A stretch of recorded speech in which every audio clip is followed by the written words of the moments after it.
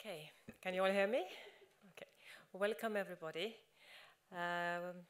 This is a rainy day, not easy to come, but I hope that all of you who are here will find this a very interesting discussion. And on behalf of all of the organizing committee from Kόκκινη Αλεπού, from Athens Comics Library and the embassy, and the Hellenic Union, American Union that is hosting us today, we'd like to wish you all welcome. And I would like to call our Deputy Chief of Mission at the embassy, Mr. Christian Halvorsen, to just say a few words for opening remarks. Thank you.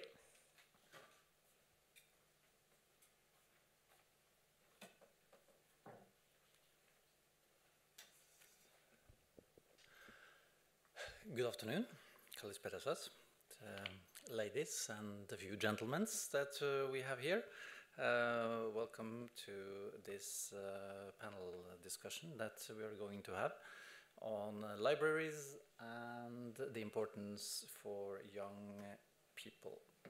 Starting out a little bit philosophical, sort of what is the function of libraries in our societies today? It's much more than a place to borrow books. For young people, they are spaces where they can explore their interests and also themselves without judgment, which I think is very important. They can discover new ideas, they can learn about the world around them. And at a time when they're trying to figuring out who they are and what they believe in, libraries offer access to information that helps them grow, whether it's through books, technology, or even meeting new people in a safe environment. This is the ideal world. In our tech-savvy societies of today, the challenges for many libraries is staying relevant for young people, and of course also to secure funding for their existence sometimes. Let's leave the budget issue for now. We have invited you to share ideas on how libraries and also literature can remain relevant and attractive for young people of today. And in the country where I come from, Norway, we believe in cooperation. And we believe that we can learn from each other. And historically, there is no other country richer in library culture than Greece. I could mention the Library of Alexandria, Aristotle, and many, many more.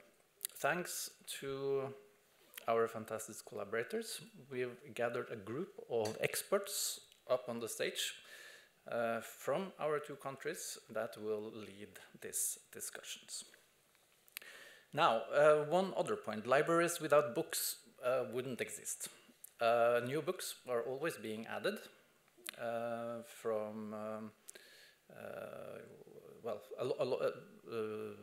alongside classics and hopefully inspiring new readers. Norwegian literature has proven over the last decades to do quite well abroad, including literature for young people. And we take also this opportunity this afternoon to introduce some new children's books that are making their way into Norwegian libraries these days.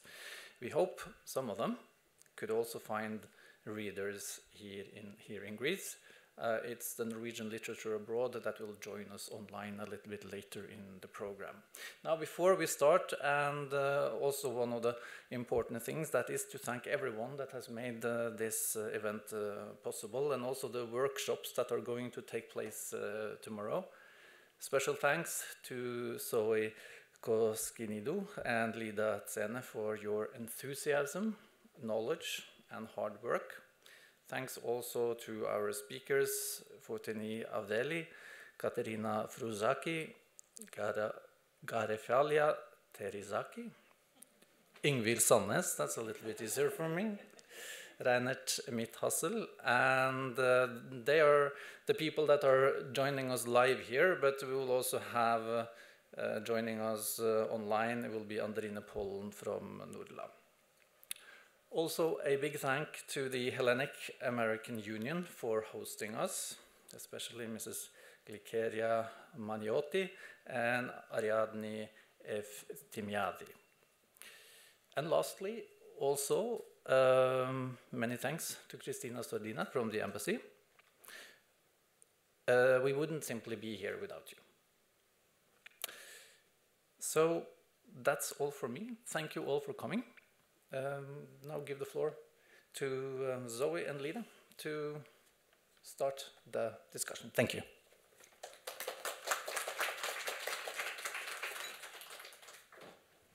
Hello everyone, thank you very much for coming. I know it's been a little bit difficult, but we're very grateful to be here. I'm very grateful for being here among people who love books and libraries. So when we decided to go ahead for today's discussion, the main idea was to invite people who work, live and breathe libraries, to share with everybody their experiences, their difficulties they face, the achievements that make them feel proud for their work so far.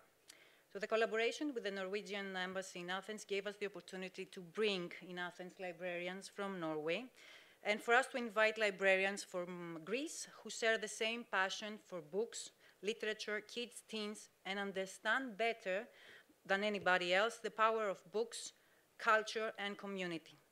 Today's panel is not just another discussion between experts. It's all about the sharing of ideas, experiences, and good practices. But looking at the bigger picture, what we want to achieve today is to start a discussion between librarians, educators, people who work with kids and teens daily, and people who make the decisions to join forces and make our voices heard. Libraries are important. Libraries need people with knowledge, need the funds to flourish, and we know that they can change the future. So without further ado, I would like to welcome to our panel, from the right side, Mr. Reine Mithassel, which is very difficult for me to pronounce. Welcome. It's Fotini of the Lee at the left, and in the middle it's Glida Tsene, who will be the coordinator, along with me. To my right is Harifallia Terizaki. They will tell you about their libraries, Harifallia Terizaki, Ingvild Sadness, and Katerina Fruzaki. And Lida, would you like to start? Of course. Oops. Hello, everyone. It's a pleasure to be here with you, and thank you all for joining us, all the way from Norway, but also from Athens. We would like to start with a short introduction, just to give a little bit of background of the people that we have with us today. And with that as a starting point, then we're going to dive a little bit deeper and discuss challenges, opportunities, and also exchange good practices. As Zoe said, we don't want to intimidate anyone. We just want to share. We just want to exchange and see how we can all contribute to the creation of a network of people who share the same passion about libraries, literature, reading, and books.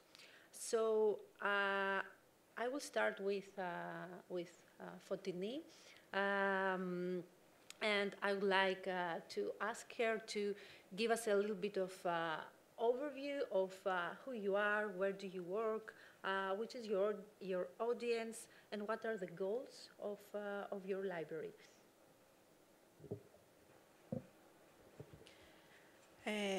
Excuse me for my English, first of all. So, I'm Fotini Avdeli. I'm a librarian with studies in sociology of childhood and a trained special educator. I work as a librarian and cultural educator at the Adolescent Day Center of the organization PLOES, Association of Social Studies. The Adolescent Day Center is a mental health unit located in Agios Dimitrios, funded by the Department of Mental Health of the Ministry of Health, and along with 2 accommodation units for adolescents, with psychosocial problems are part of the Adolescent Psychosocial Intervention Program. Our team consists of 11 professionals: psychologists, social workers, health visitors, sociologists, and a librarian. The day center has been operating for the past 5 years, and our team's objective was to create a space resembling a teenage library that will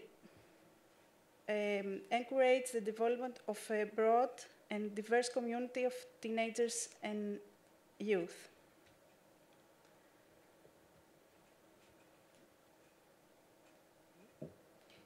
Thank you, Fotini.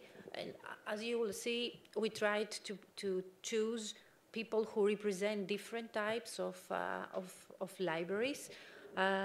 So Fotini talked about a library which is more like a community center, a safe space for teenagers. So now I would like to, when we finish with the images here, because it's also nice to get a look of how the library looks like.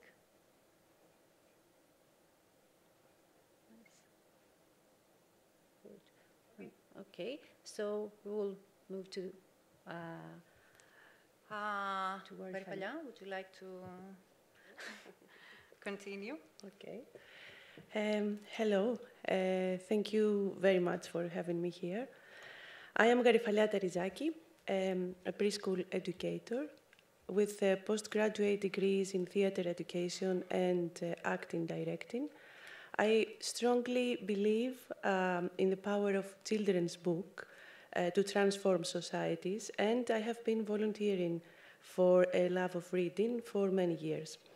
I have been serving public education since 2001 and at the kindergarten level, and for the past 2 years I have been appointed to the Central Public Library of Kalamata in the Peloponnese, having undertaken the responsibility of operating the Trifilia branch in Filiatra, which Kalamata's library founded in November 2022.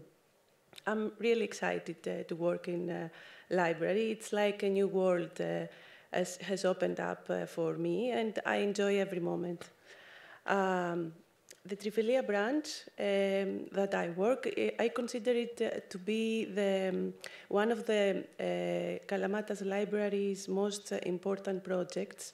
That is, Kalamata Library is very prolific, planning important projects such as the Arsinoi repository for digitized materials, to digital journals, educational and circular economy programs, the adoption of 3 school libraries in Kalamata, as well as a range of annual events and many other activities. And as mentioned before, the library is in Filiatra, a small town of 5,000 inhabitants, 70 kilometers away from Kalamata, but it actually serves a wider area with more than 18,000 inhabitants. There were no library there before, and at this point I would like to express my gratitude to the Educational Association in Filiatra, the TORCH, for providing the space for the creation of the library and for covering its operational monthly costs, even though it is a non-profitable institution. That alone is considered a huge gift for the kids and for the area of Trifilia. I am the only person that who works in the library, and last year we were 2, and I try to meet all the needs of the children and the local society. We have around 8,000 book titles that are constantly enriched with purchases and donations, in addition to several titles aimed at adult readers. We also provide board games, puzzles, Lego, Playmobil for the kids, a theater corner, a corner with recyclable materials for crafting, painting, and more, And we also have computers, like every library, a 3D printer, podcast equipment, and robotic kits. Our audience. The library is a place for children and teenagers. Many schools visit us and participate in educational programs from kindergarten to high schools. Every children's library is a parents' library too. So adults also come in the library to use the free internet, read newspapers, search for information, sit down with their coffee and just relax, meet their friends, borrow books, and even work on their laptops. And sometimes many moms are come with and read aloud with to their little ones. The library is in its second year, and our main goal is to get even more traffic and reach a point where it will operate for 12 hours a day, later in the afternoon and at night, but that would be a dream come true.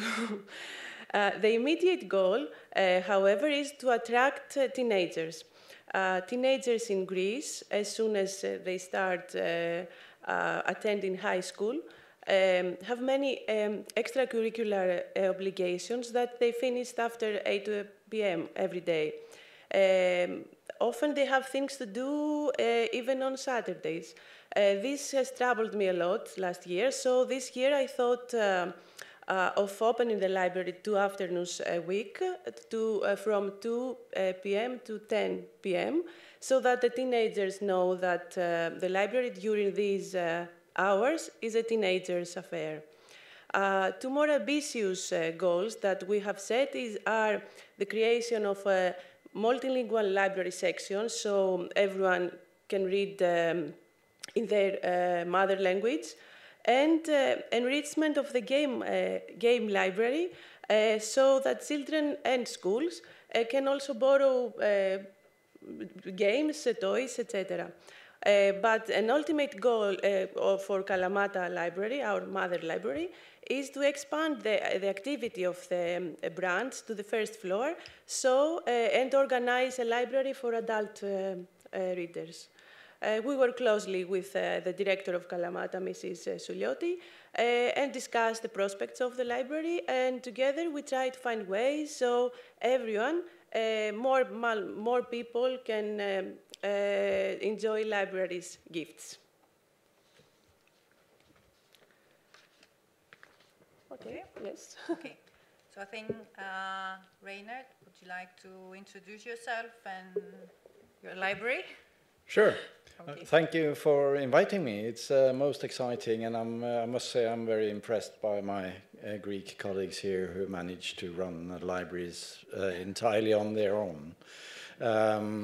In Oslo, Norway, we have 25 libraries, and I'm running 2 of them, and I have like 30 employees, so it's a luxury situation.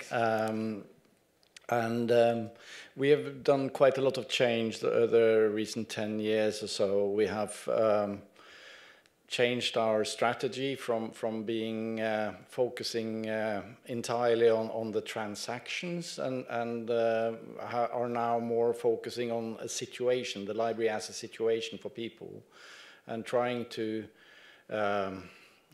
focus on the well-being, on the being together, the social situation, and our relation also with the users. As you can see, running one of the libraries I'm running is just for children, and the adults are not allowed to go in. You have to be between 10 and 15 years of age to be able to enter. And so it's a safe haven just for the kids.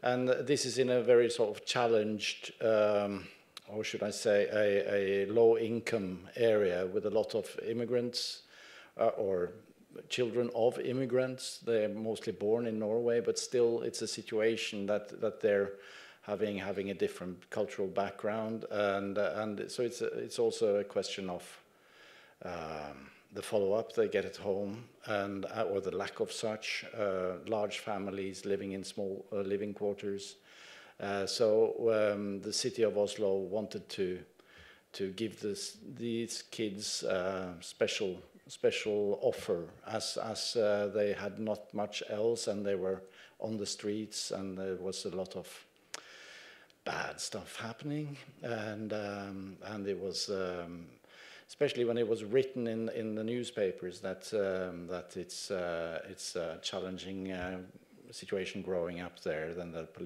politicians kind of their answer was, let's make a library, which is really nice, and I applaud the politicians for such an initiative, not making a football court or something else, or a larger prison. They said, let's make a library. So with that, I pass it on to the next one. Thank you. Sorry. Just one thing. The library that Mr. Midhassel is the director of is called Toyen Biblio, right? Yes. Okay, and it's in Oslo, but it's like in a suburb, right?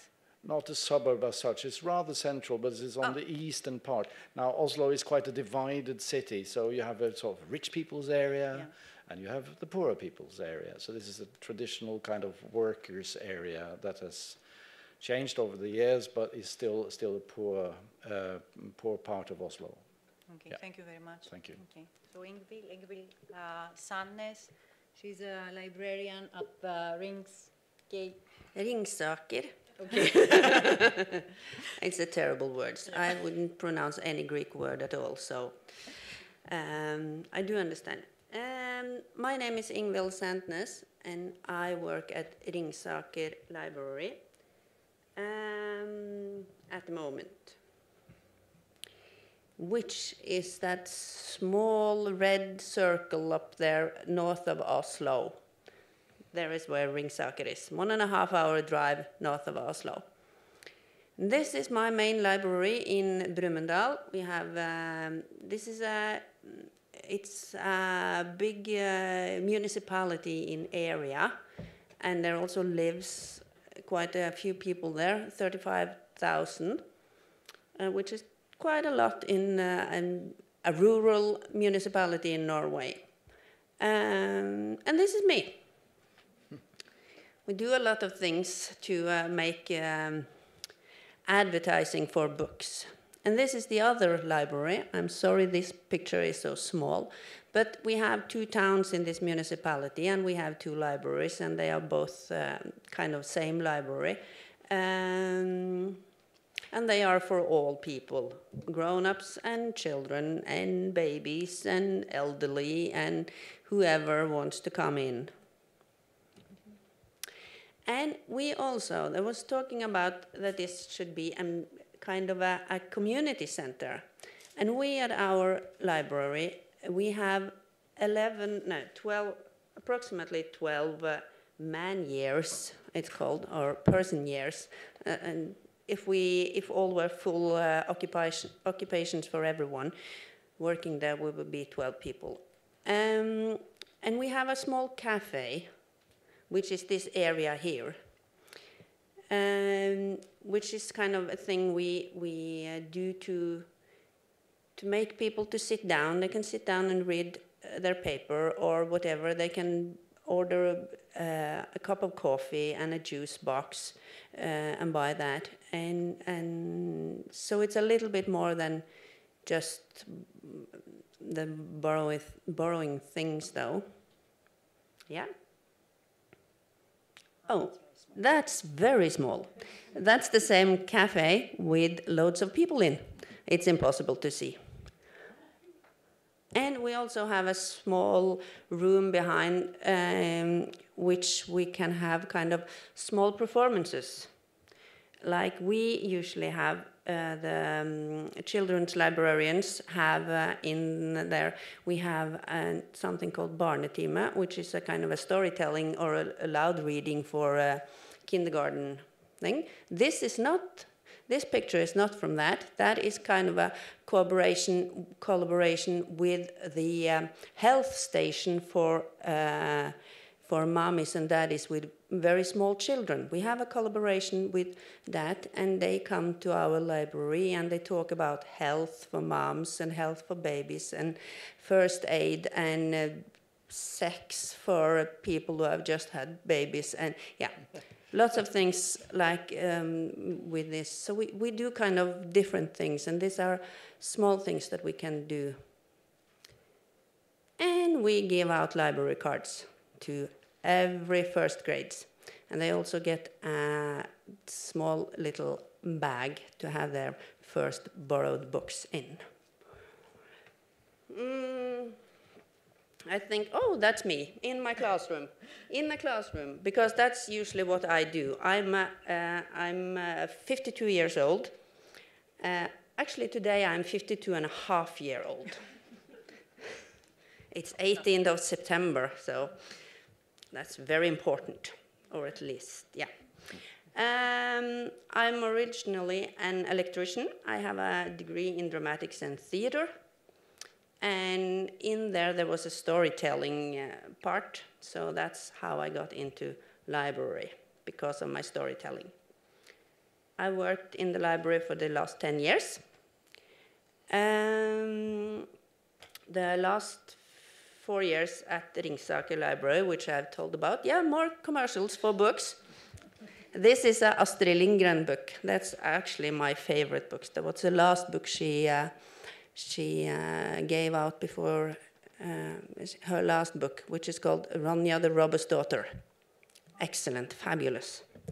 There is a new Netflix series now. I don't know if that's in... I think it was also translated in Greek many years ago. I think the Greek title was Ronja, η κόρη του ληστή. Αν κάποιος το γνωρίζει, σωστό. Ωραία, τα ξέρουμε λοιπόν. Yes. And yeah, as the the picture before this one was me standing in the classroom, because it's something I do. My position is a school library coordinator. So I actually coordinate and have a network with the 18 school librarians we have in our municipality. And they are not all, most of them are not librarians at all. They are teachers who have, some of them have just, the headmaster have just said, you have to take care of the library.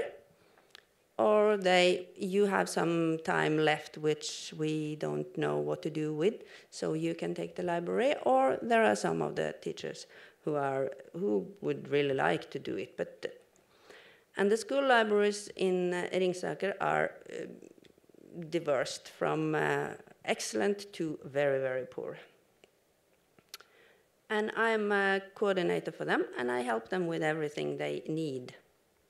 Whatever they need in their library or with their system, or throwing away books, because that's hard to do. No one wants to throw away books, but that's probably the first thing you have to learn if you're going to work in a library. And I'm also a part of the staff of the Children and Youth Department in the public libraries. And as I said, our library has all kind of people. So I serve all kind of people, but my main chore is the children's. Okay. Yes, I think that's fine. Okay, thank you. And last one is Katerina Fruzaki. I think you know her from Search Children's Library.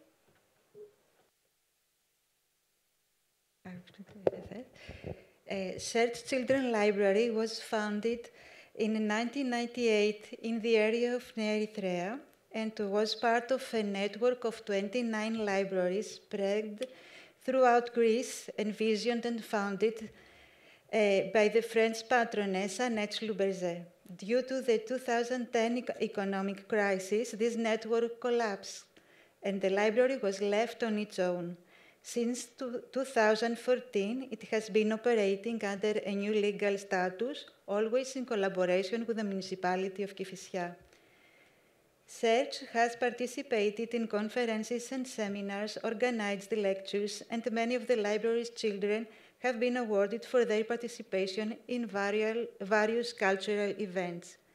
It holds 80,500 books so far, 90% of which have been purchased. In 2023, 81 new members were registered, and in the same year, 28 thematic programs were presented. Learning activity is at a high level, from young preschool children to middle school students. However, we also have avid teenage readers from middle and high school who literally empty the shelves borrowing stacks of books. Our goal: the library seeks collaborations with other libraries looking for constructive ways to transmit knowledge through books. In this context, it has collaborated with the National Library of Greece during the summer campaign from 2016 to 2018, with Petite Bibliothèque Ronde in Clamart in Paris, and recently took part in a new partnership involving 8 Greek libraries. The library always operates in the afternoons. It provides and lends books to all ages, from infants to young adults.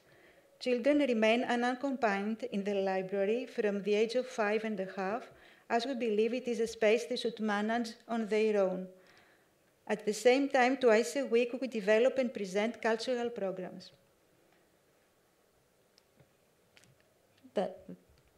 Okay, thank you very much. Now you've come to know a little bit of everyone who is up here. And we would like to continue with the questions we have written down with Lida. So Lida, would you like to start with the first one, which is common for everybody, so we will take turns? So, although you all represent different types of libraries, as I mentioned earlier, and as you have already heard from our speakers, it would be interesting to discuss and share the challenges that you face during the everyday operation of your library. And I guess that the Greek colleagues would say funding and personnel, but try to be a little bit more, think out of the box, and we know that those are the main challenges, but I mean, if you can bring up other challenges to the table, I think it would be rather interesting. So I would like to start again with Fotini, and then we will do the round. Our audience is teenagers with psychosocial problems, or teenagers who have the identity of the juvenile delinquent. So our biggest challenge so far is convincing teenagers to approach the library and its contents, to convince them that books aren't items meant only for the elites. Additionally, to prove to them that libraries aren't places for excellent students or polite people. We had to make them understand that libraries are open, democratic spaces in which there is a place for everyone, and that librarians are the hosts who ensure that there is enough space for everyone. So we thought that in order to make the library appealing to the teenagers, they had to feel that they own it, familiarize with it, and thus we decided that we should create a library group in which the teenagers would take on different roles, organizing and arranging the library of the Dane Center of their own, with a little help from the librarian.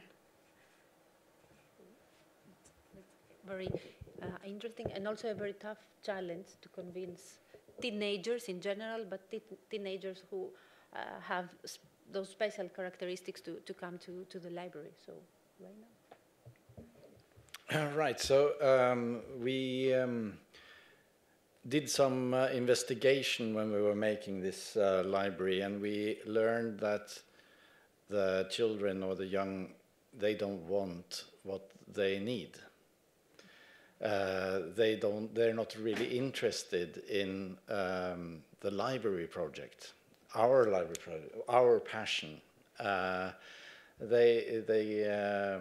didn't want to learn, to develop, to investigate, to discover, to experience all the things that we wish to give. So we had a problem, yeah, and we were like thinking a lot about this. What to do, and we thought that let's give them something they need first, and then we can try to trick them into wanting what we want to give them.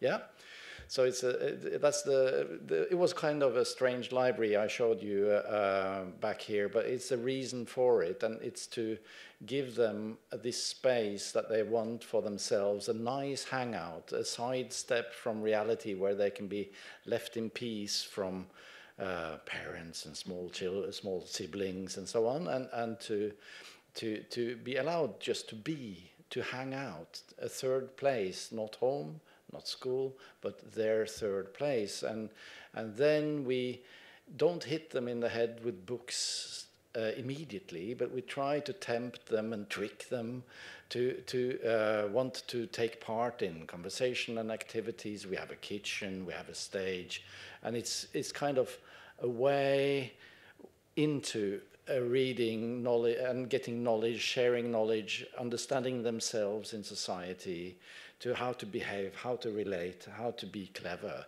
And I think another challenge, because we made what we made, that it was that the librarians were furious. What is this? What have you made? This is not a proper library. It's a playground. So we had to tell the story, and the same thing, of course, when we made it, to tell the politicians that, to convince the bureaucracy, yes, it is possible. Yes, it is a reason. Trying to tell the story of what we wanted to achieve. And it was a struggle, but we managed, as you can see, and it's a huge success, and we got international attention and all that. But that's not so important for the kids. The most important thing is the kids come and they enjoy, and they come back the next day and the next day and the next day. And we see that we change lives. We change starting points. People open up, blossom, they feel safe, inspired, and that's a start. Yeah. That's amazing.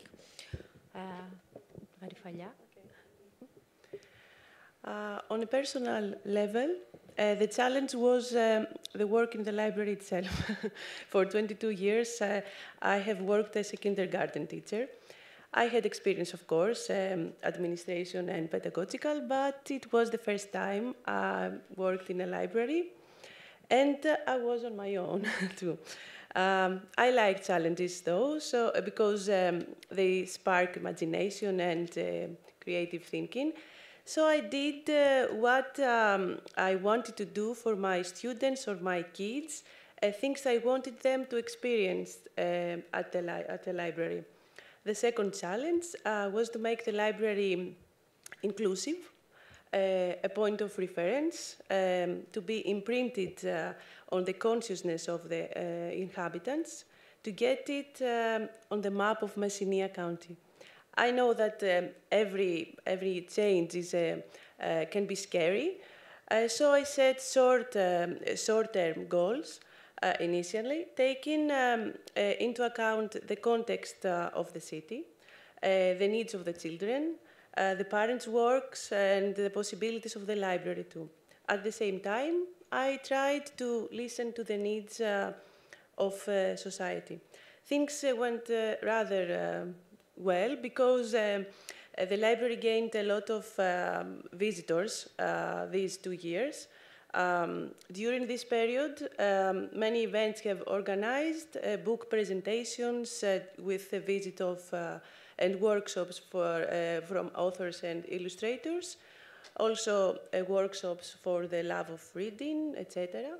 To date, the library counts 361 registered members, and while over 900, I think, books have been borrowed.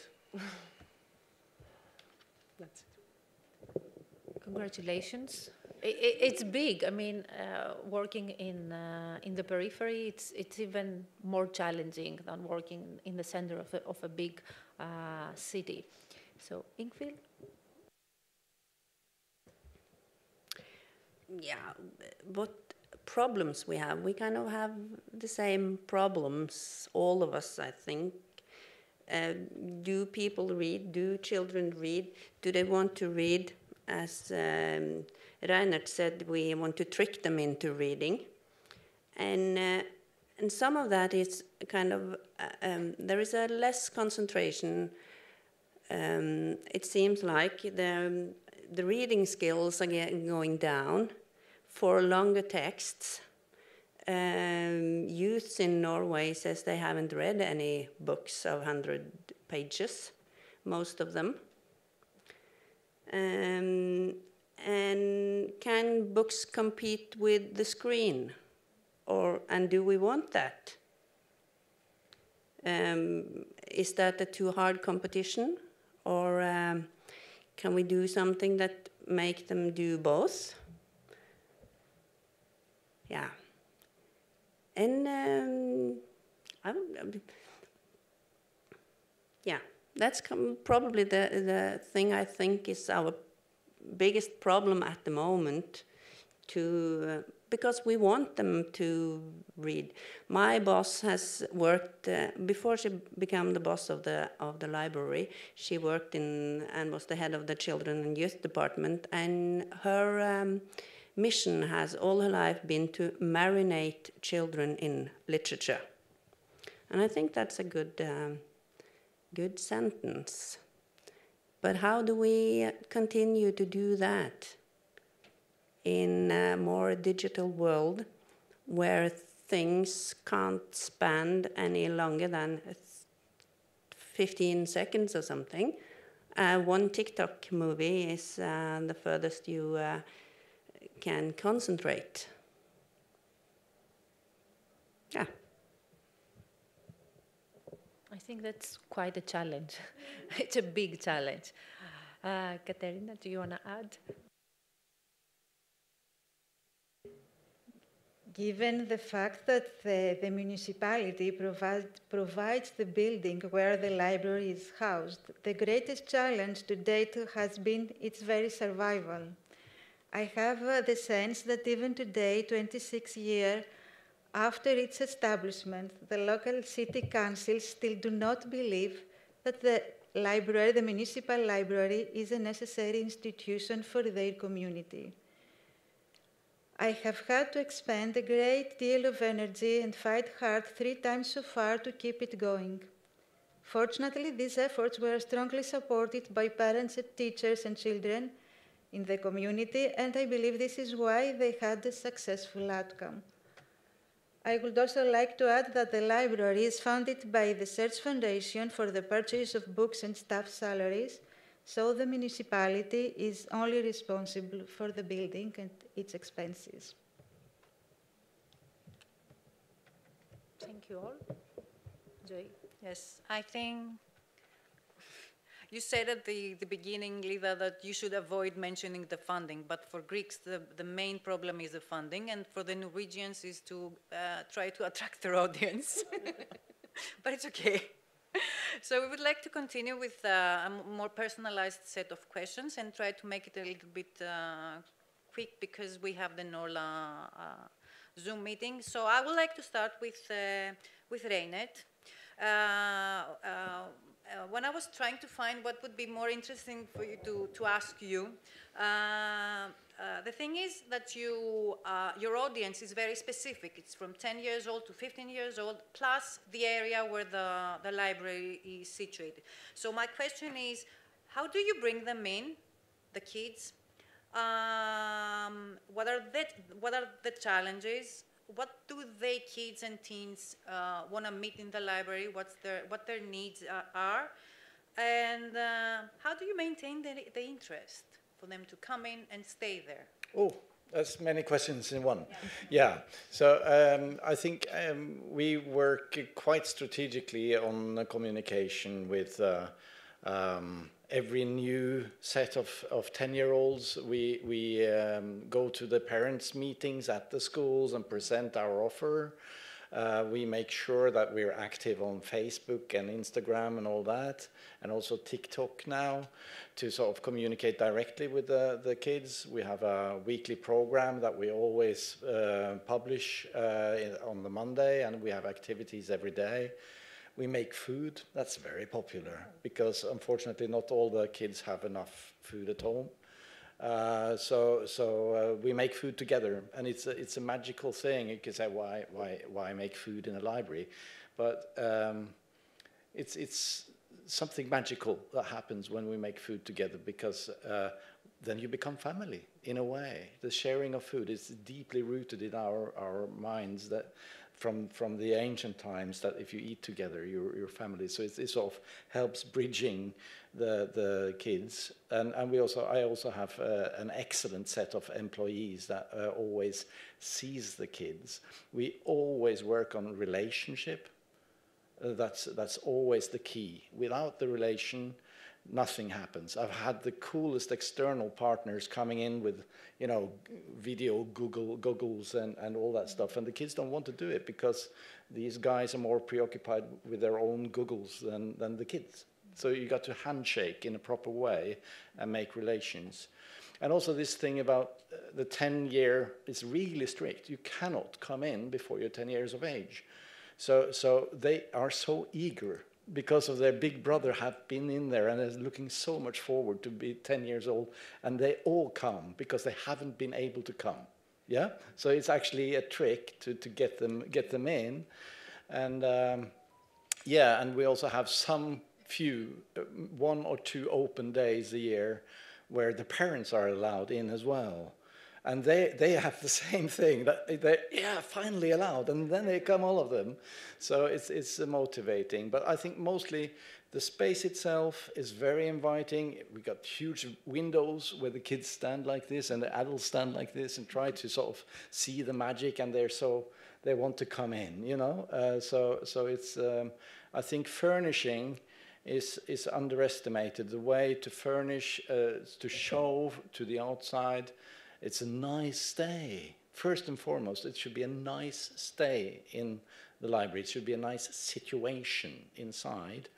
And then we can slowly push the books and the content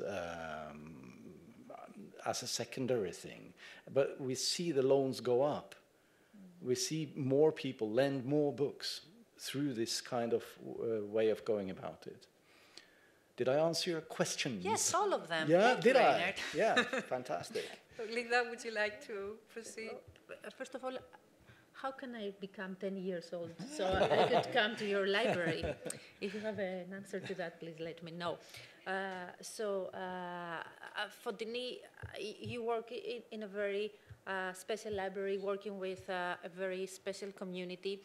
And we would like to know more about the impact of the library to the life to the everyday life of the teens that are engaging with your library. And if you have any example, any story you can share about, someone who entered the library and then left the library, transformed to another person, it would be nice to hear as well.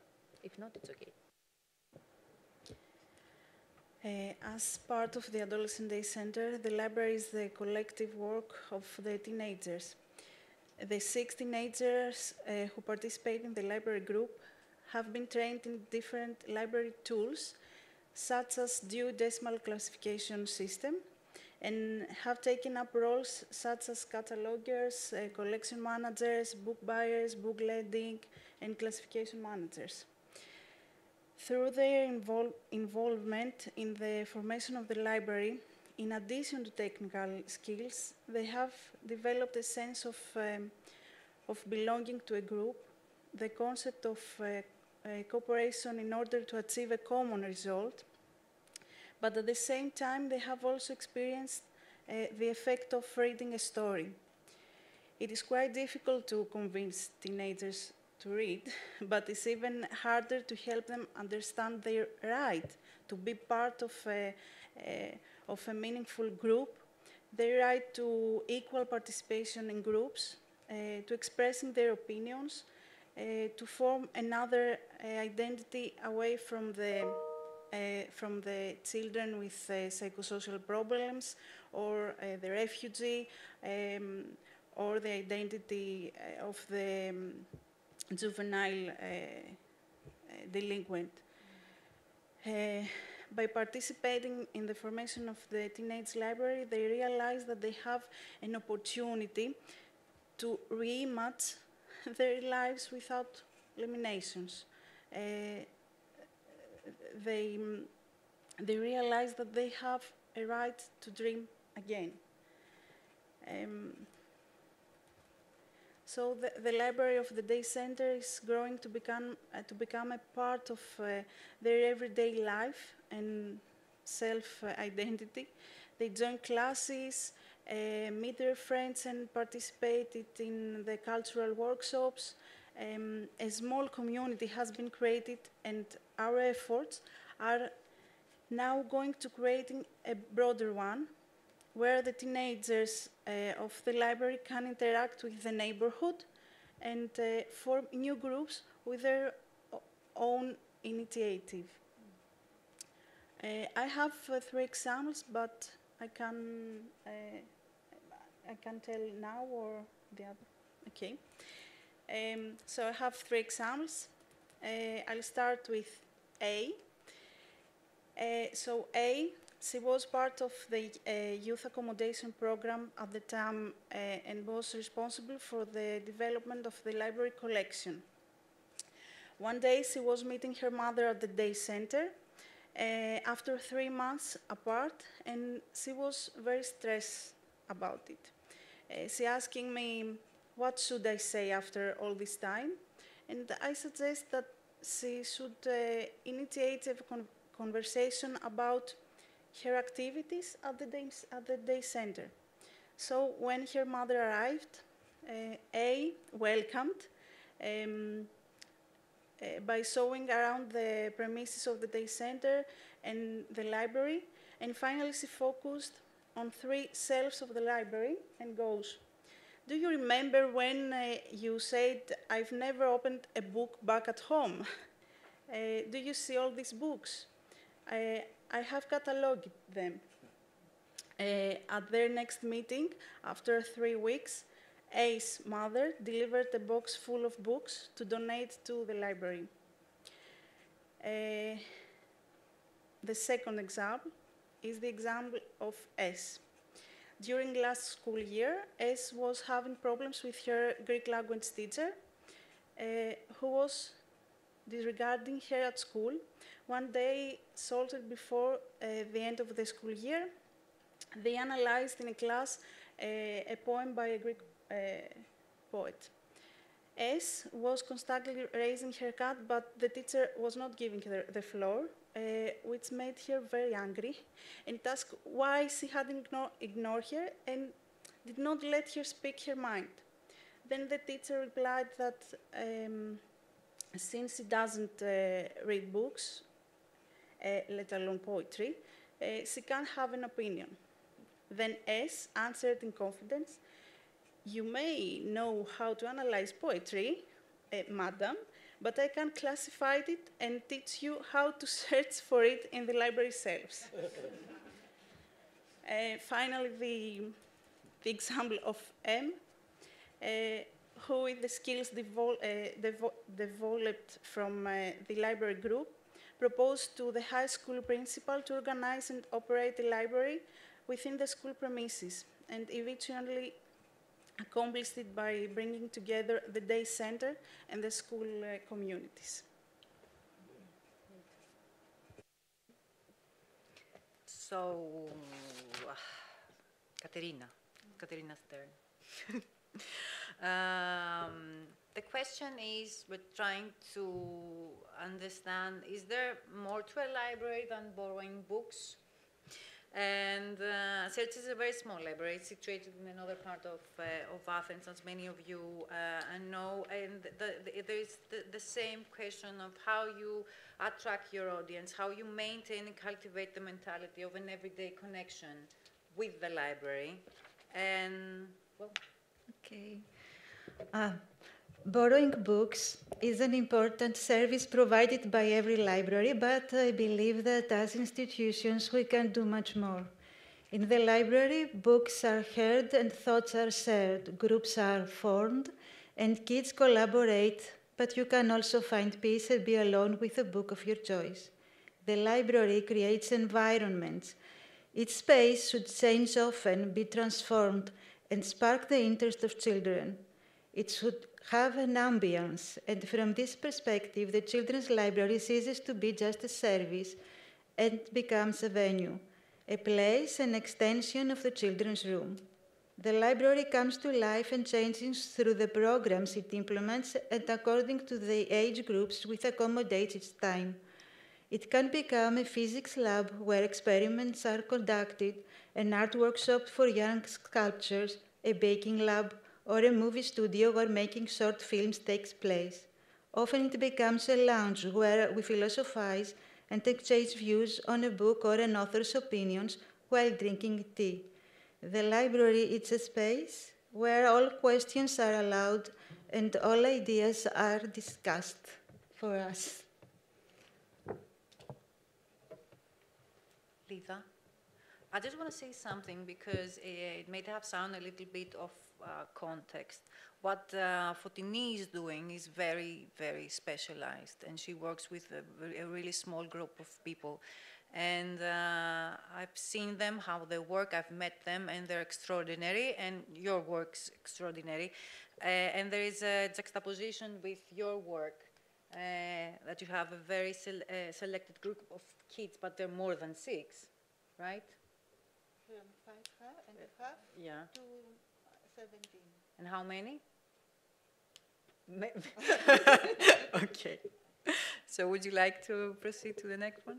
Yeah, so Ingvild, well, I think you answered the part of the question that there is more to a library than borrowing books, but you do something different than the usual, than we are used to doing in Greece, at least. So instead of students coming to the library, you take the library to the schools. Yeah, we do kind of both things, because we cooperate with the schools. That's kind of a very, very important thing for Ringsaker Library.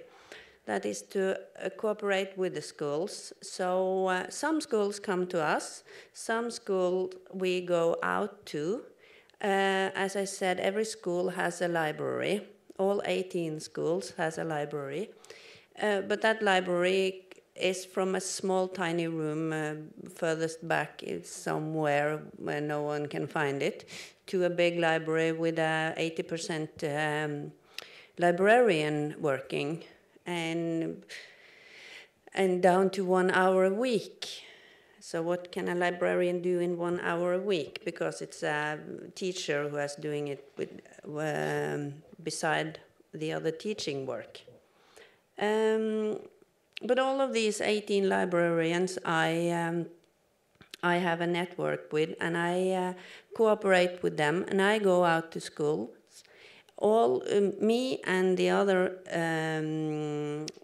staff at the youth and the children's and youth departments go out to school 3 times during their 10 first compulsory years to school.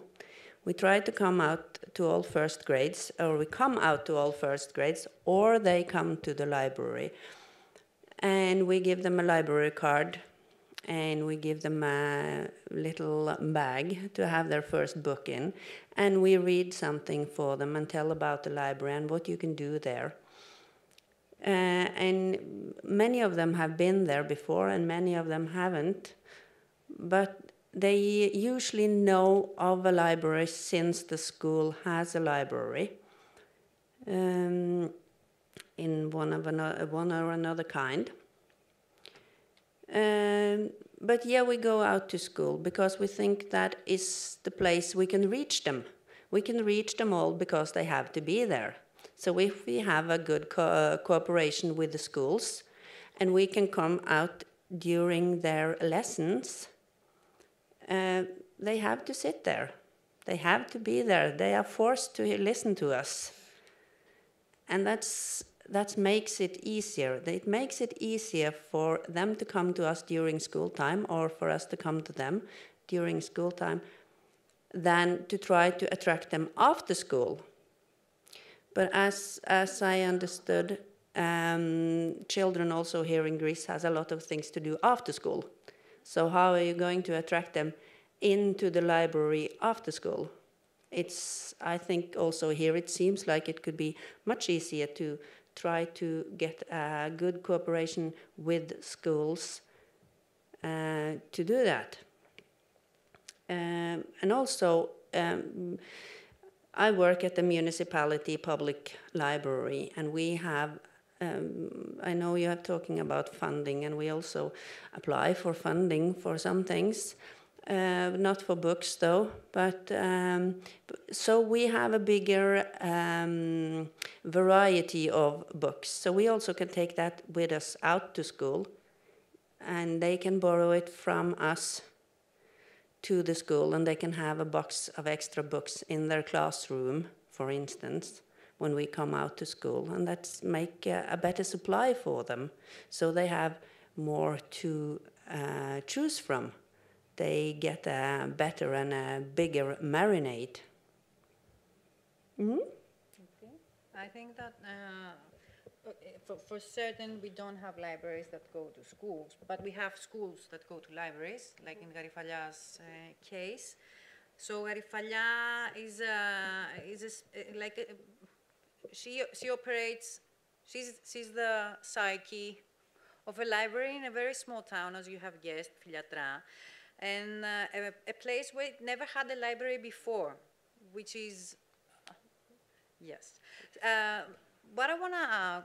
The question actually is, what's the impact such a library to the society, to the community there, and how the kids feel about it?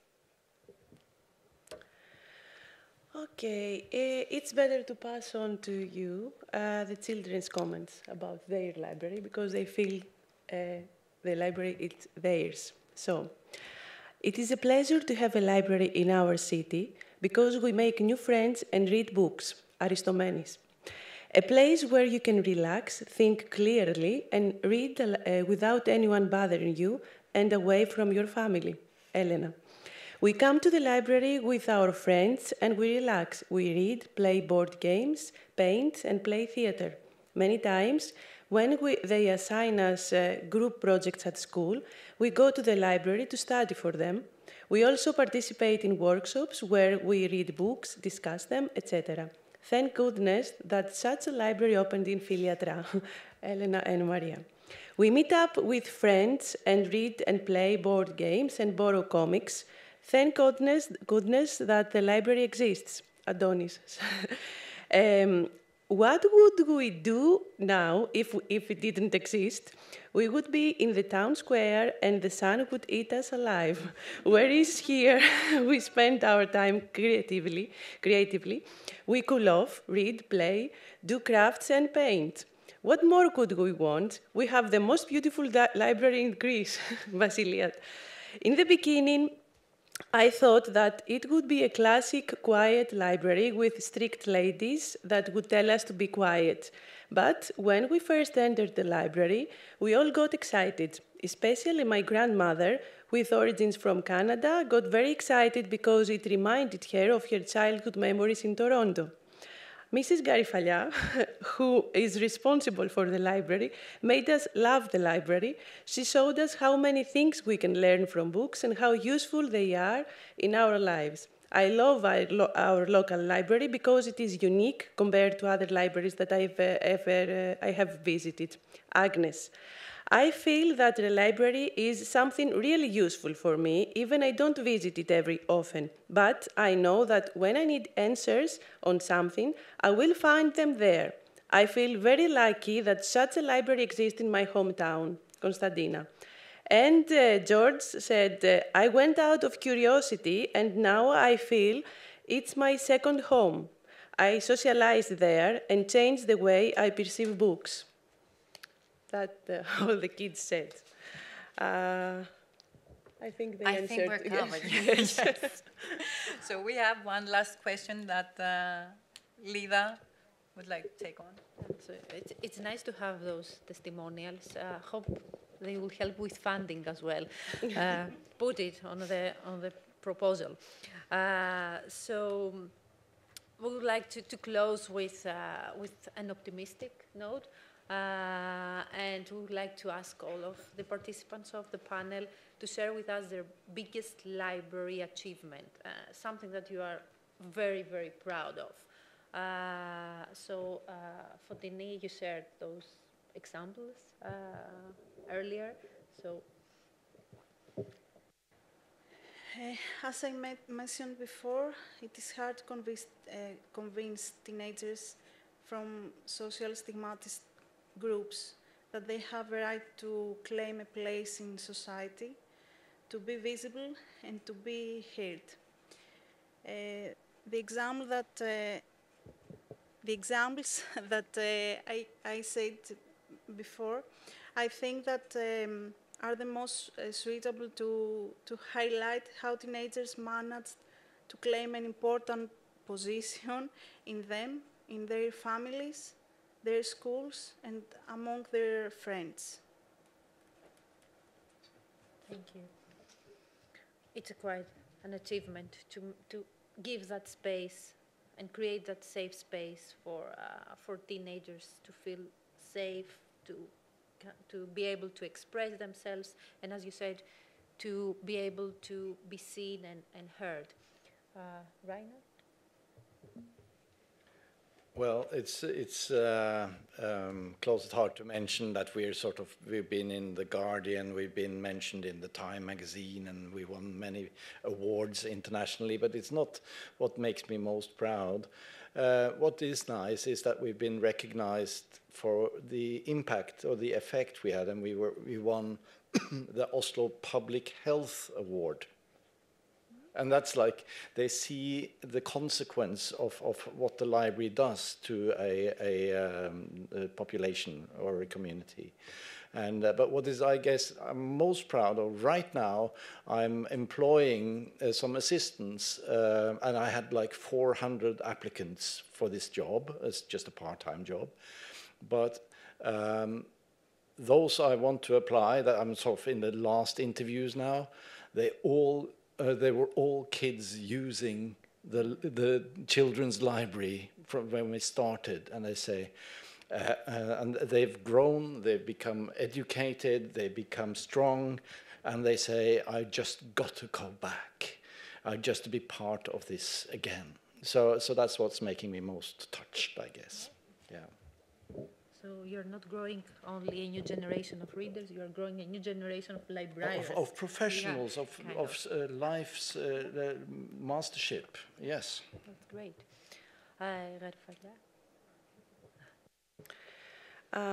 Something that really moves me and makes me proud is that children and their parents feel the library is their own space. And they visited as if they were going to the living room of their house, and even inviting their friends to play, read aloud, draw, etc. The library is their hangout, a shelter and a window to their world. It's an option now for children and for their parents. And I'm also touched that by the fact that sometimes they adjust or even change the hours of their extracurricular obligations to participate in the workshops and come to the library.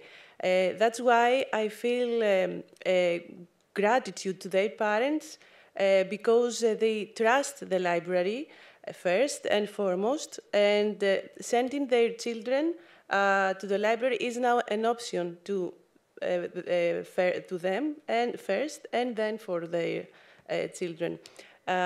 Also, many new friendships have been made in the library, and they're strong relationships. Children who meet at the library every summer communicate with each other through messages or correspond, not only childhood friendships, but also adult ones.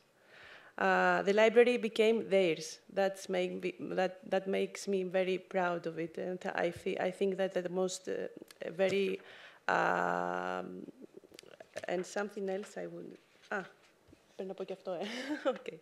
And something else that I would like to say is that the biggest reward for all the hard work was the recent award the library and me personally received from EB, from the Greek section of EB, Greek Children's Book Circle, for promoting the love of reading with the program Experimental Reading Workshop that I implemented at the library a year ago.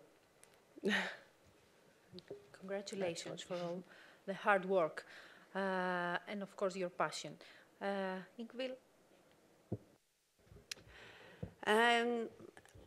Our big goal, or what I say for fun, is that my main goal, my big hairy target somewhere out in the distance, which is kind of not going to be anyway, it's to get away, close down NAV, the Norwegian Labour and Welfare Administration. Because if everyone could read and write everything and understand our society from the bottom to the top, we wouldn't have needed it. What do we do to kind of achieve that? Yeah, we try to marinate our kids in books as good as we can. My personal project, which I am very proud of, is a project we have done as a 9th grade. Because who do you take advice from? Who do you, if there is a new Netflix series that someone wants you to see, do you take that advice from your friend, or from an old person, or from a 6-year-old? You take it probably from someone your own age, or someone who has the same interests than you. And so do the teenagers. And the teenagers are the kind of the drop in reading. So we started a project on the 9th grade that should have a book talk for 7th grades. So they are 2 years older. They have started the secondary school. They have been there for 1 year. And they go down to the school they went to when they were in 7th grade. And they talk about reading and about the fun about reading to those 7th years. And it's very nice to see. They take that advice, kind of, and they see that these people also read books and they enjoy it. And one of the guys who actually is in this school library plan for Ringsaker municipality, which is officially, here is, you can't see it because it's a too small picture, but here is a guy, oh, sorry. He was in the first project of this, and he hadn't read any books at all. He was very interested in football. And the school librarian said, when he was going, she was saying, but you should try to read this book, which is called Just Play Ball.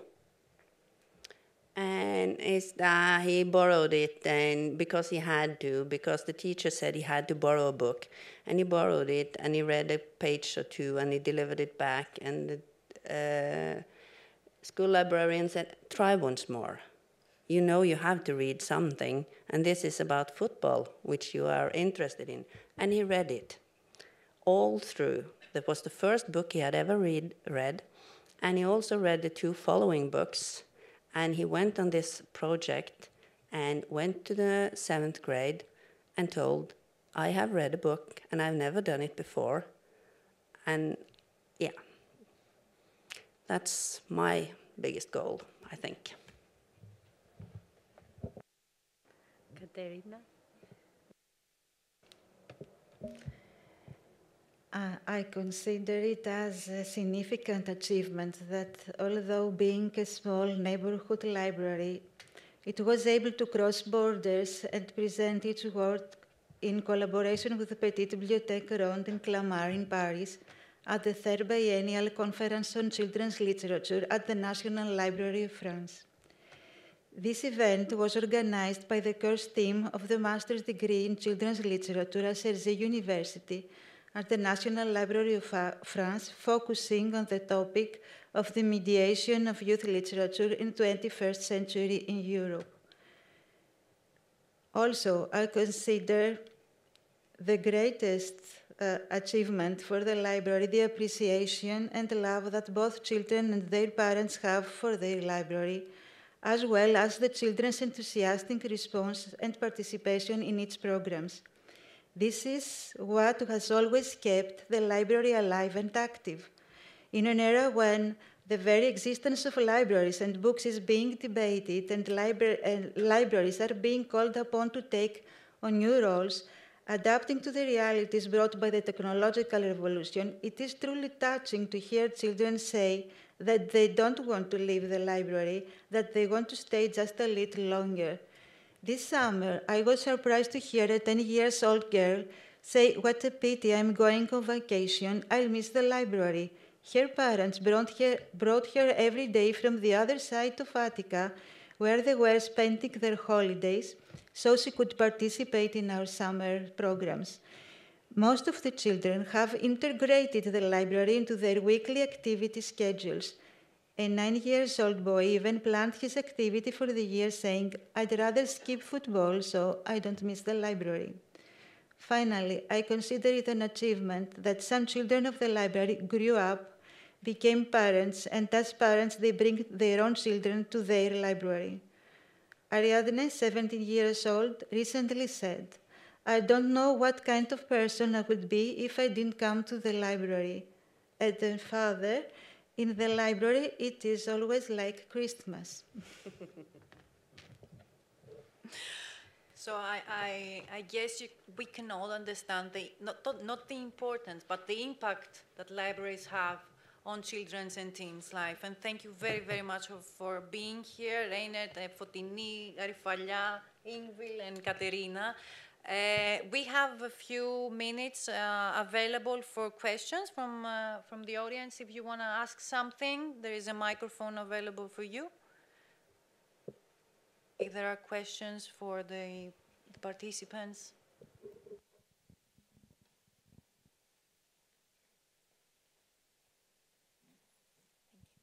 Thank you so much for the enlightening and inspiring presentations. I would like to ask you something practical. We're trying so much at our school. We have a language school, and we're trying to encourage kids to borrow books. And I would like to ask what happens with this delicate issue of damaged or lost books, books that never come back. You're asking Ingvild? I'm asking everyone? Everyone actually. Okay. Because you might all have different policies, and this could be very helpful for us that we don't have any experience on this. Thank you. No, I can just refer to what one of my teachers one of the librarian teachers at one of the schools I have in my municipality says. And it also comes down to kind of funding, because if books are lost, it's what to do with it. But she says it's better to lose a book than to lose a child. So give it away. If you can. But of course, it is also a good thing to try to get them to return the books. because it's a kind of a responsibility thing, because they have borrowed it.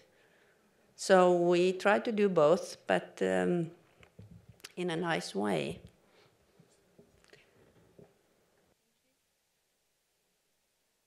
Anyone else would like to ask something? From my experience, they are not children who forget the books. They are parents who have the responsibility to bring children, to bring the books back. We expect to lose some books. It doesn't matter.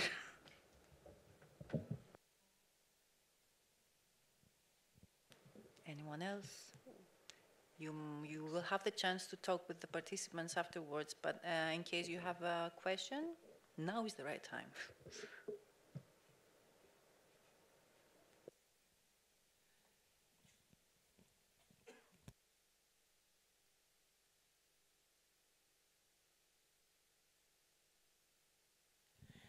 Actually, I would like to ask something. I don't remember your name with your inspiring speech.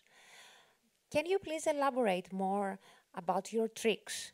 I mean, how do you have created a wonderful space, magical, where anybody here would want to be there, but what after space? I mean, how do you connect with reading books?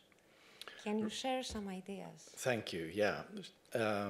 It's, as I said, it's first the space, I guess, and then it's my employees with their competence and their enthusiasm and their building of relationship. And then we have activities like say that they're going to do something on the stage. Well, they got to read something, they got to relate to text. Even in the kitchen, they have to read some recipes, you know. And so that's like in the everyday activities. But we also have, on Mondays, we have the book show. And we tell them what's on the next Monday, which book it's going to be, and that part of that book show, I mean, we're wearing silver suits and hats and having a big show, but we also have a sort of, what's it called, the questions that you vote. A poll on to get the right answers, questions about the book we're gonna address. So the kids like competitions, at least some of them. We don't like to have losers and winners, so we play it in a bit of a tricky way so that you can win even though you're not the best, kind of competition. But it's a lot of fun, you know, and the kids have fun with the books and the texts in the way we do it. And we also read aloud. We have a session weekly that it's some crowds together and sit there with the reader, but we also have reading at the same time on the loudspeakers in the whole of the library. So you cannot avoid the book. Even though you creep into a corner, you will still hear the book. So we're insisting, sometimes we push it. And of course, we always, in the conversation, hook up with the book. So we try to talk to them about life, about whatever's on their mind, and we're interested, and we share our ideas, and then we connect it to a book and say, well, read about it. This is someone else that has had the same kind of thoughts or the same theme or something. And I think they don't borrow so many books with them home, but they read a lot. And we have manga, we have cartoons, and we have the shelf we call prohibited for adults, which of course is about sex and about puberty and about all that. And they read it, but they don't bring it home. Sorry, we're laughing with Liva because we know, and you all know, that sex in Greece is, and relationships and everything, and puberty is like a no-no subject. Oh, yes. We're very conservative in that. But you still have it. Yeah, but no one knows it, and we don't have to talk about it, see?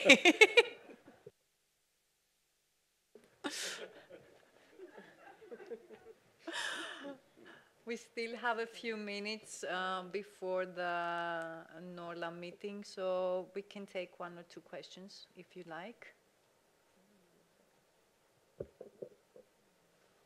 Anyone?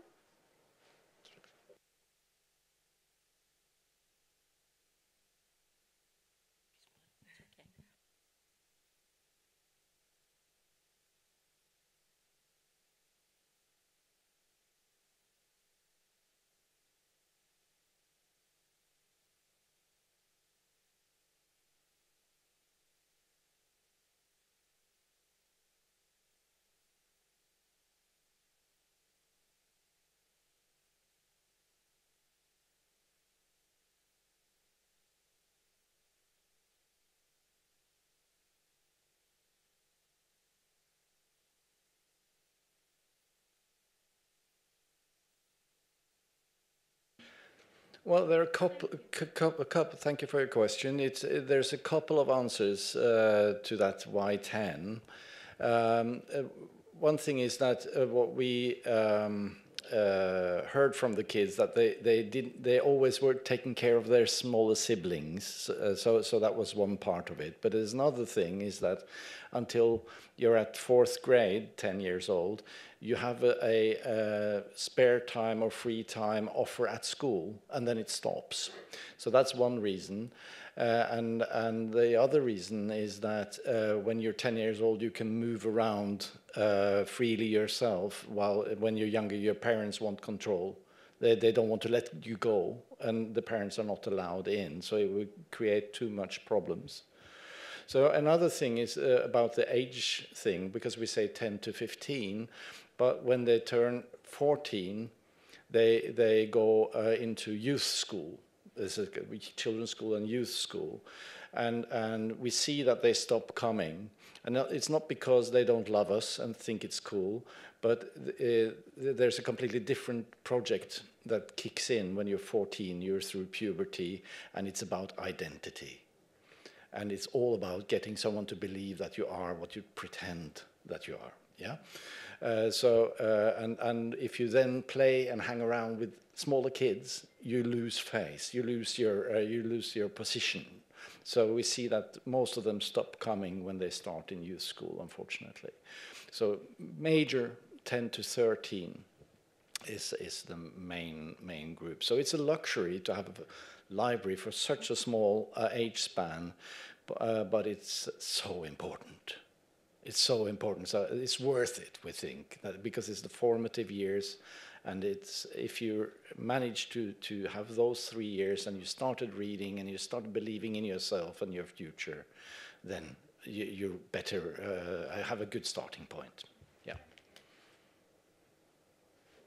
So in case there aren't any more questions, Garifallia would like to add something. Would you? About there was, we would like to mention maybe some of your good practices that you're using in the libraries. I know Garifallia has a few things he would like to add, so in case everyone else has something, we can do it, but we have like very limited time. Okay? Okay.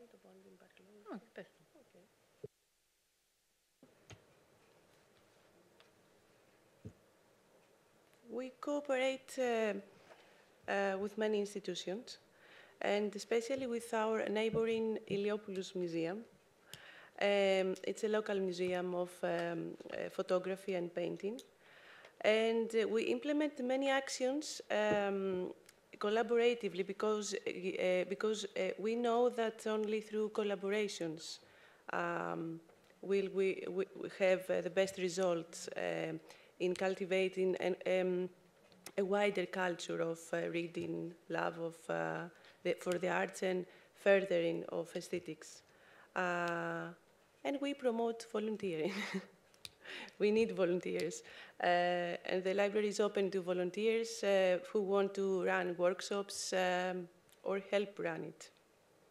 Also, we cooperate with special vocational education and training workshops located in Filiatra. It's a vocational school aimed at children and adults with disabilities, and work together with environmental and art programs. Okay. Yes, thank you. Thank you. And we also have a last question. Not exactly questions, but I would like to say that from all those, first of all, I would like to thank you for the great opportunity to share ideas about libraries and for the presentation here. I would like to ask you, as from all those you said, I realize, and I'm sure that you apply UXD in your libraries, user experience design, because you build the relations. And if we want to talk about keys and policies, one is the things we don't have to wait. The situation change from the top to bottom, but to bottom from the top. And the next key, it's a matter that now in the University of Athens we study a lot, and we're going to create a presentation, a research about UX design, because we think that it's the key for the future and for the sustainability and in the libraries. User experience, we have to discover the needs, habits, interests, dislikes sometimes, all these matters about the user. As an author says, walking in the shoes, in the user's shoes. I think it's one of the key. And thank you for your presentations. So thank you very much, Christina. We're going to go through with the call. Yes, I don't know if we're already in contact with NORLA. I'm just trying to check. Do we have contact with NORLA? So we can come down. Yeah, we're finished. Thank you very much for coming. Thank you very much for listening. And thank you for coming, to all of you. Okay. Until you all leave the platform here, thank you very, very much from all us too.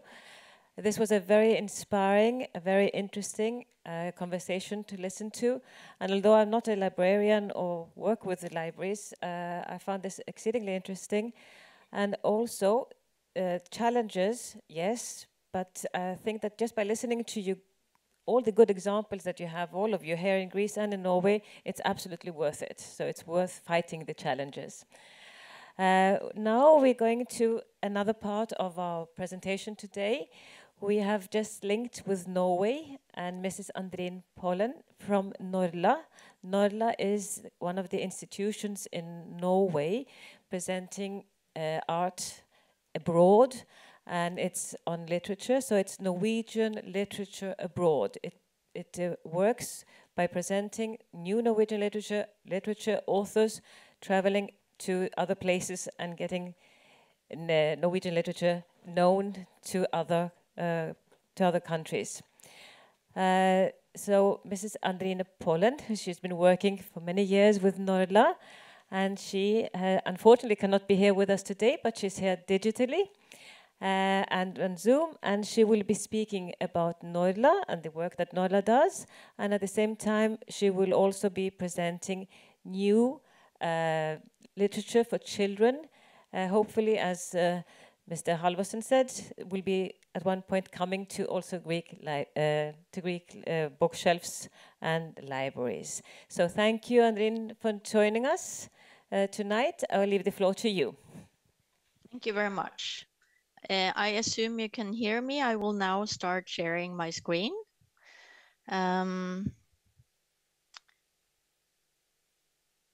Okay, so you see now, my name is Andrine Pollen. I work at NORLA, which stands for Norwegian Literature Abroad. NORLA was founded in 1978, but now my screen is not, my presentation does not start. I'm sorry about this.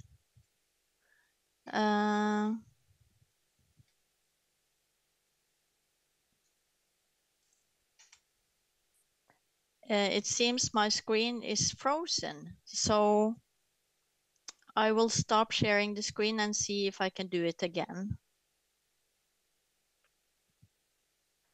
I will try again.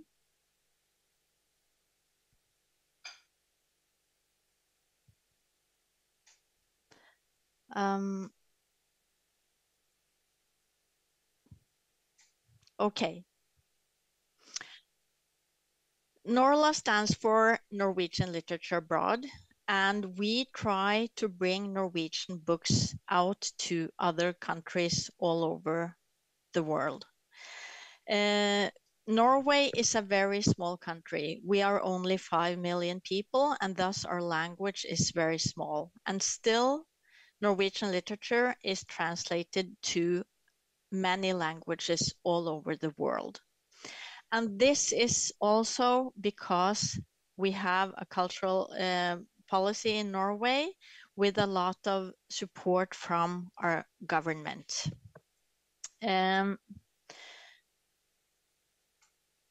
I'm just very worried because I'm not able to. Oh, now I see. Now I understand which button to press. Sorry. Okay, we're all set. And the thing is, in Norway, because we are only 5 million people, it is very important for us to take care of and protect our own language. And of course, the language is also enriched because of authors who can write and develop languages, our language in writing in Norwegian.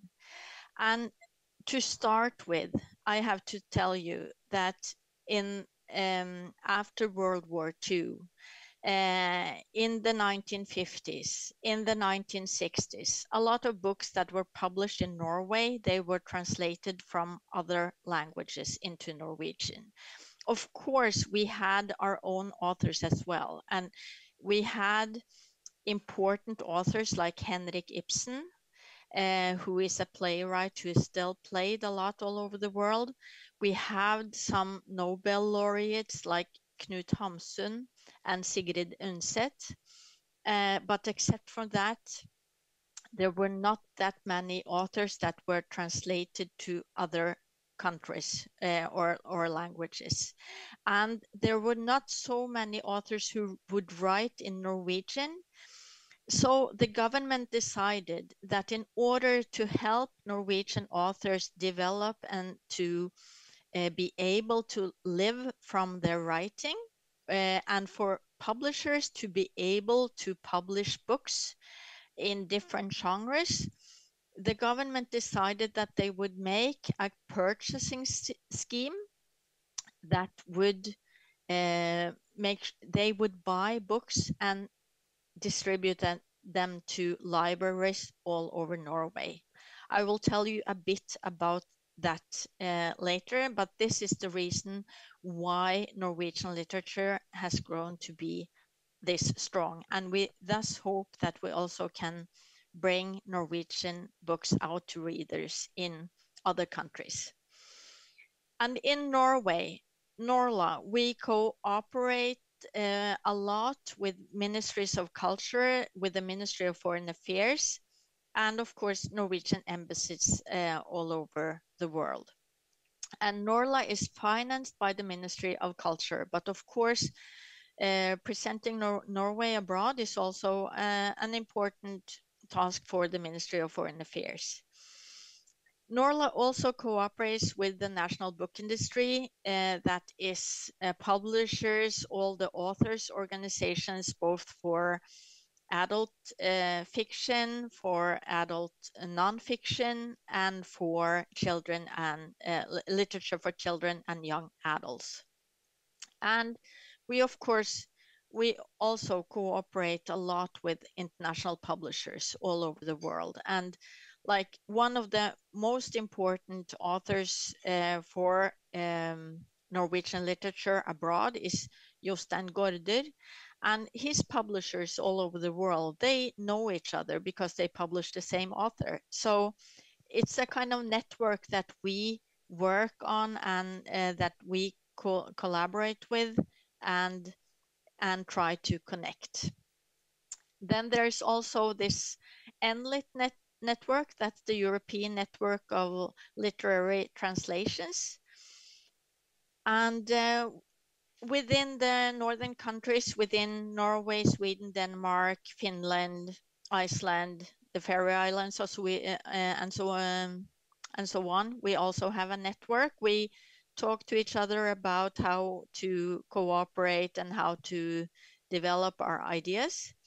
And then within Norway, we also cooperate a lot with different organizations who work with music or art or films or handicrafts or theater and dance and so on. So we try to cooperate with a lot of different organizations.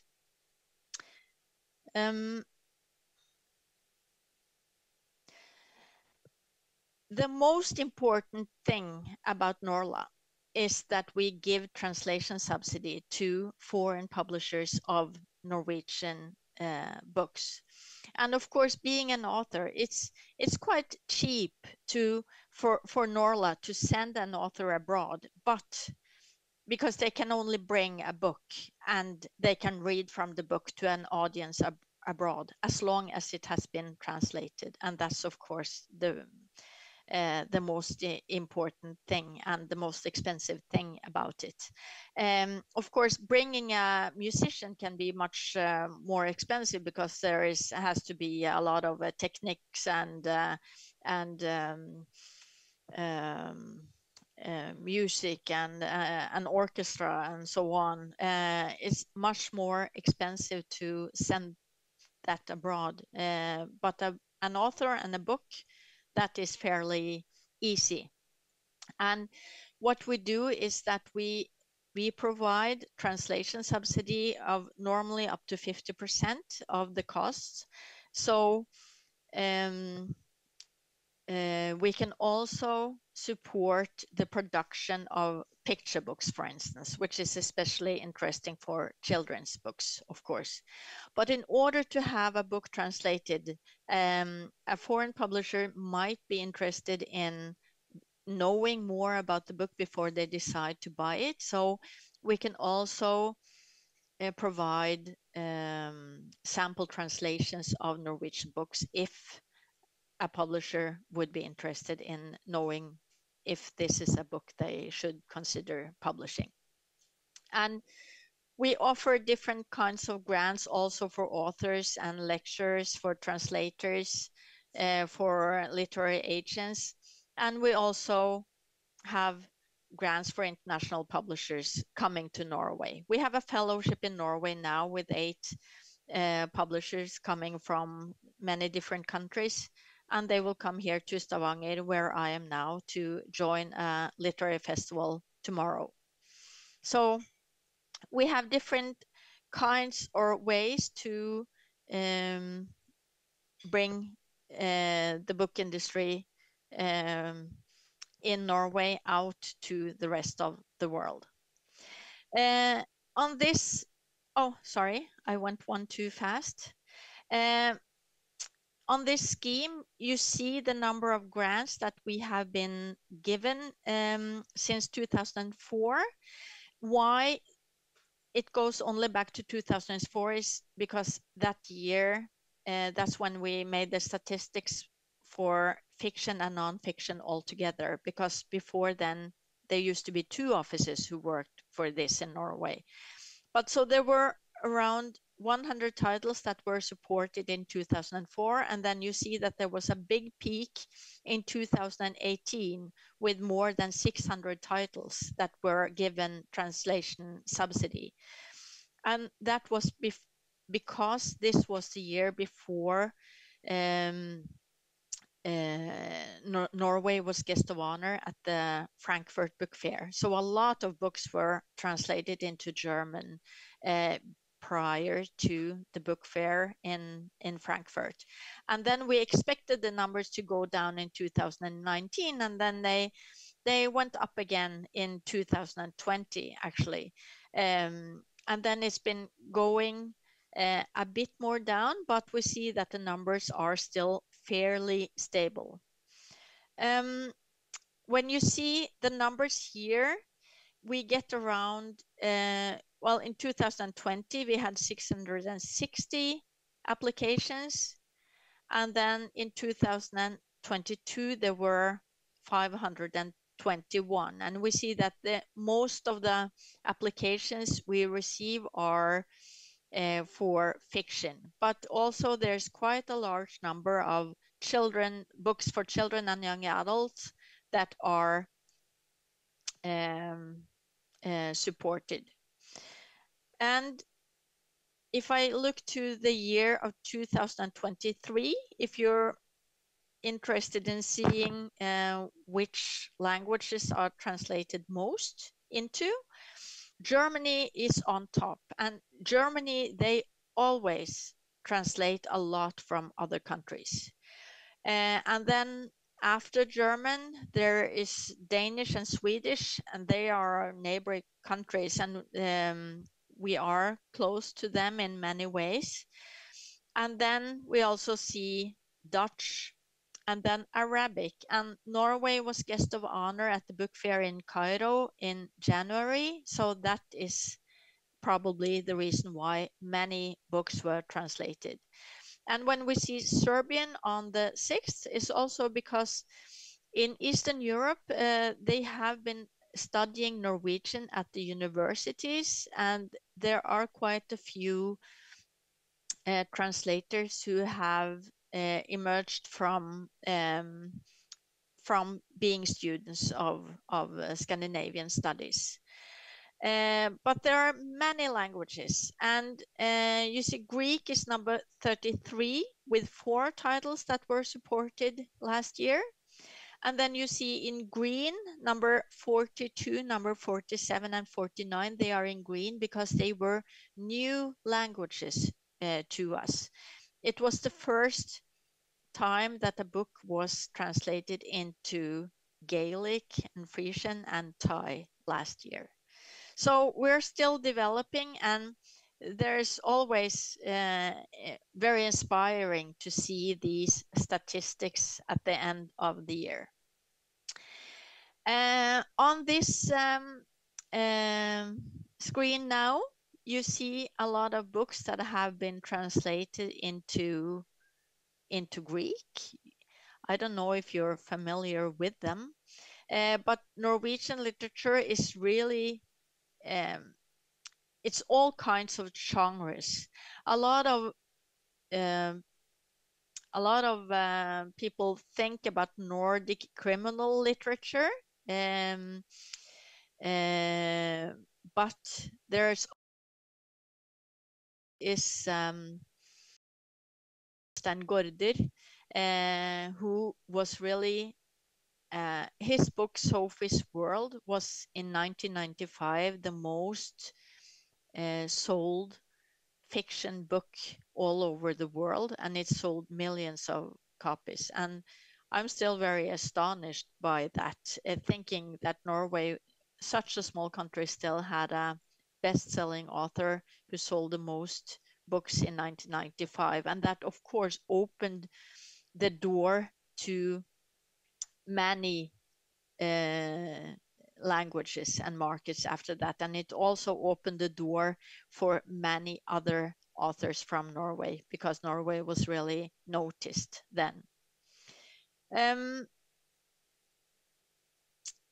What I told you about this procurement scheme that started in the 70s is that because Norway is, it's quite, the country itself is not that small, but we have a lot of mountains, we have a lot of fjords. It's not easy always to get everywhere, but it's important that people live all over the country, and it's important that people who live in northern Norway have access to the same books as the people who live in Western Norway or Southern Norway or wherever. And this is the reason why titles are bought and distributed to libraries all over the country. And the number varies a bit, but it's very important for children's books that children get to read books by different authors, and that they also get to see different kinds of illustrations. And so there are also support for wide variety of illustrators in children's books in Norway.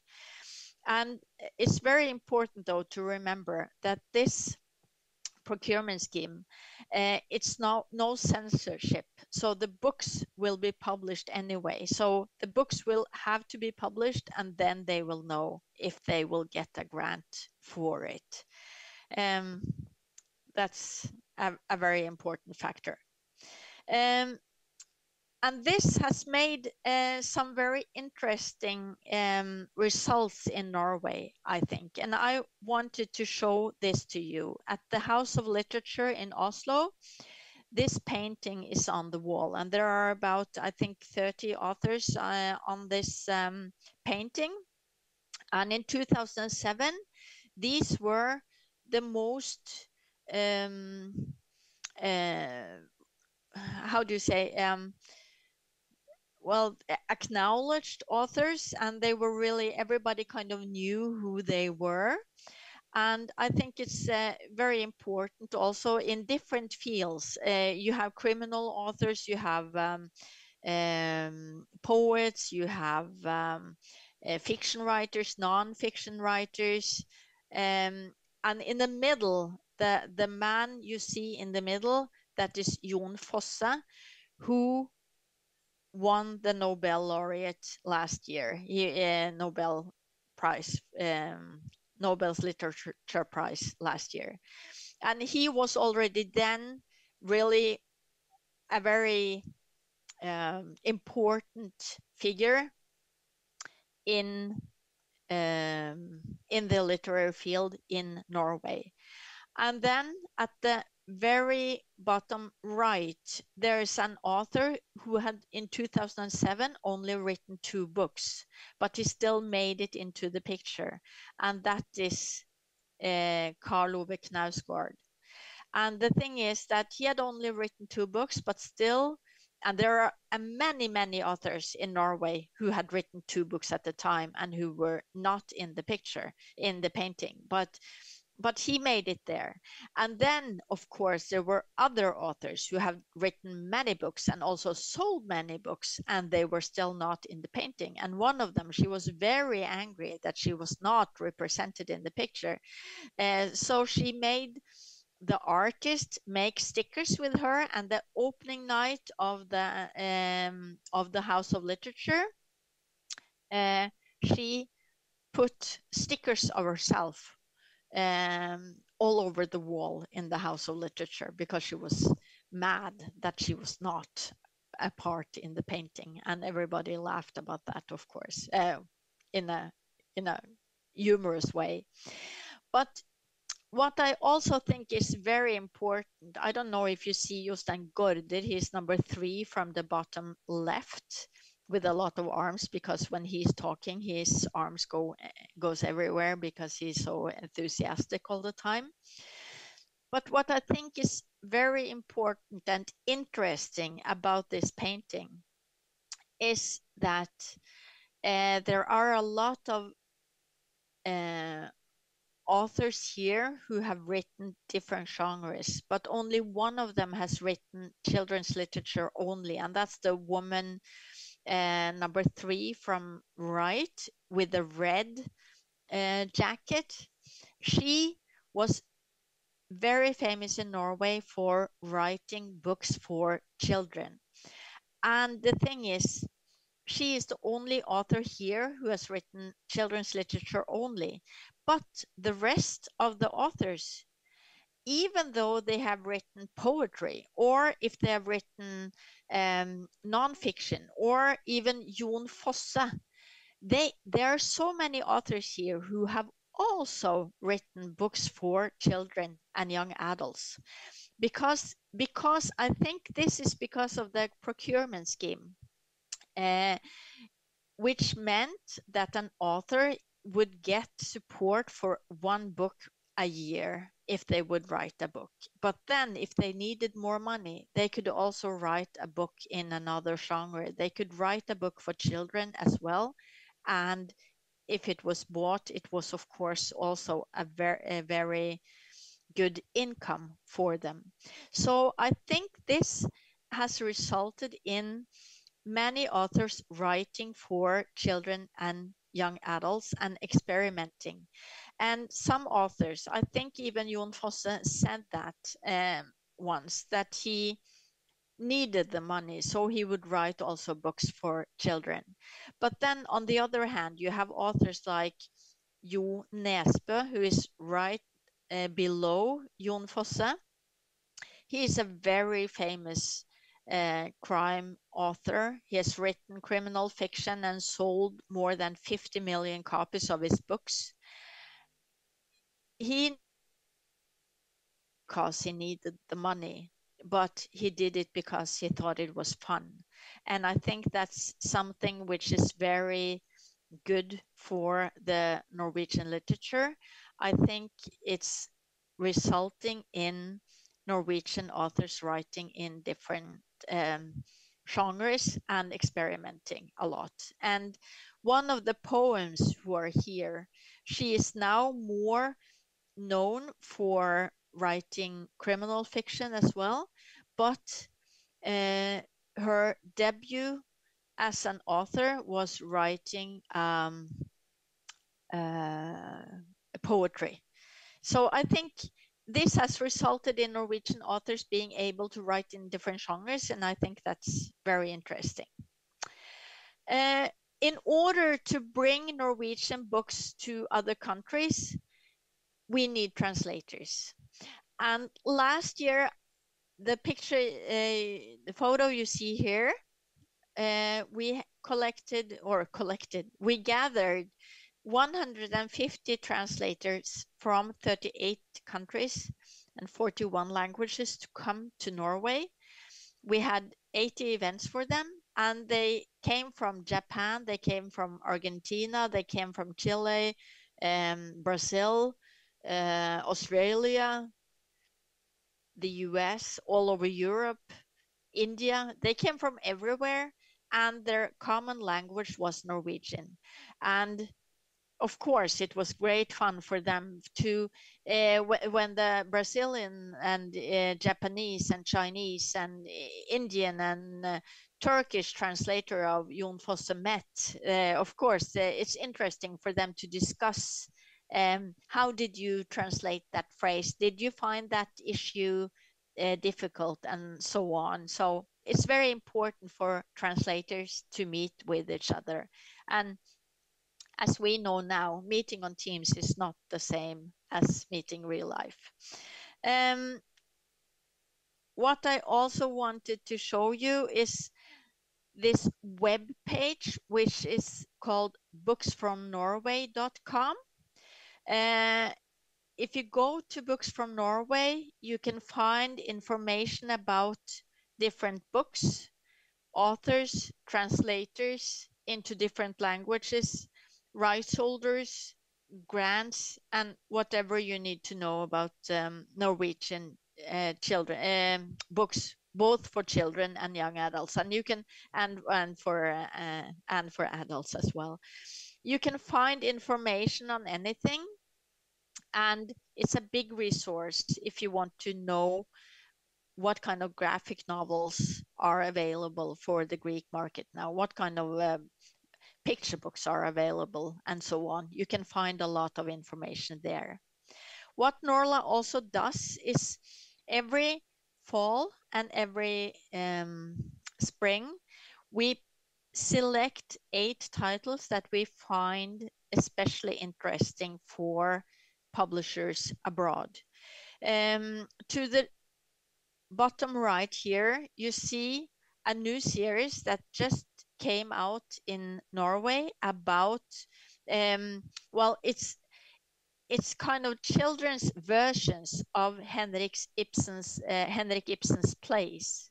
And because he's still one of the most played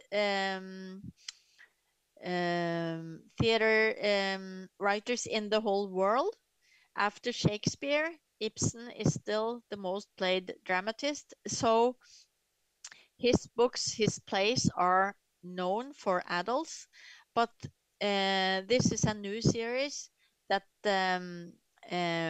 where the stories are made into to novels for children about the dramas, because it's really interesting stories that Henrik Ibsen wrote, and they are still relevant for us today.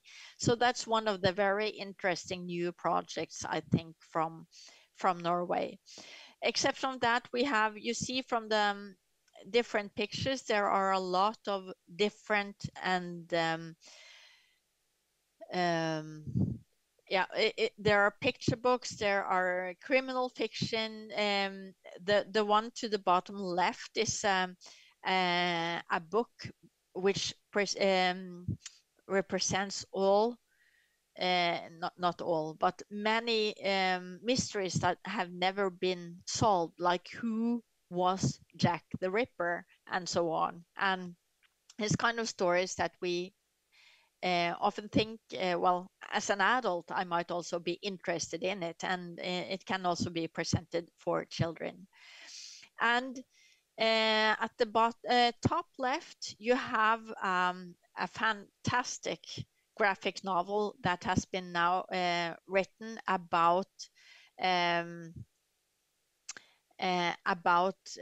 how life came to be. It's about really a lot of